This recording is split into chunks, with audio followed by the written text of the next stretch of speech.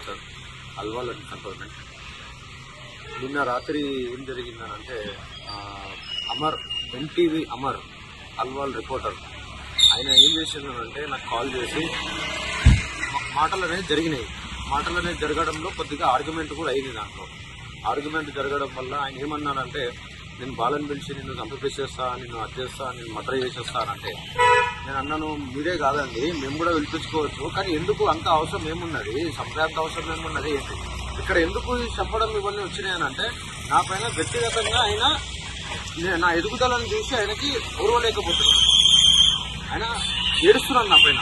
అంటే నేను మంచోడిని అయిపోతున్నా, నేను కొంచెం పాపులర్ అవుతున్నా, నలుగురు నన్ను చూస్తున్నారు, నలుగురికి నేను మాట్లాడుతున్నాను అంటే ఆయన ఓర్చుకోలేడు.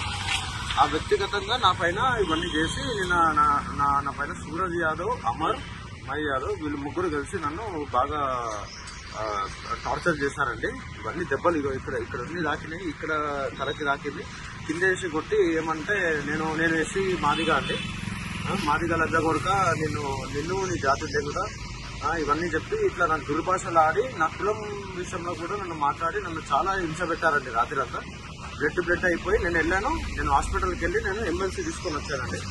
ఇది ఎమ్మెల్సీ రిపోర్ట్ అండి. అల్వాల్ పిఎస్లో నేను కంప్లైంట్ కూడా ఇచ్చాను. ఇప్పుడు చూడాలి ఒకసారి సారు వచ్చారు, ఎస్ఐ సార్ వచ్చిన తర్వాత మాట్లాడి దాన్ని మరి ఎలా చర్య తీసుకుంటారు ఏంటి అనేది కూడా చూడాలి. ఎందుకంటే నాకు మాత్రం ప్రాణహాని ఉంది. నాకేమైనా జరిగితే మాత్రం వీళ్ళు ముగ్గురే కారణం అండి. అదైతే ఒకటి చెప్పాలి. సూరజ్ యాదవ్, అమర్, మై యాదవ్ లేవండి. మేము బాగానే ఉంటాము, కానీ ఆయన కావాలని నా ఎదుగుదల అనేది చూసి ఆయన తట్టుకోలేక ఇవన్నీ కావాలని నా పైన ఇది చేస్తున్నారు.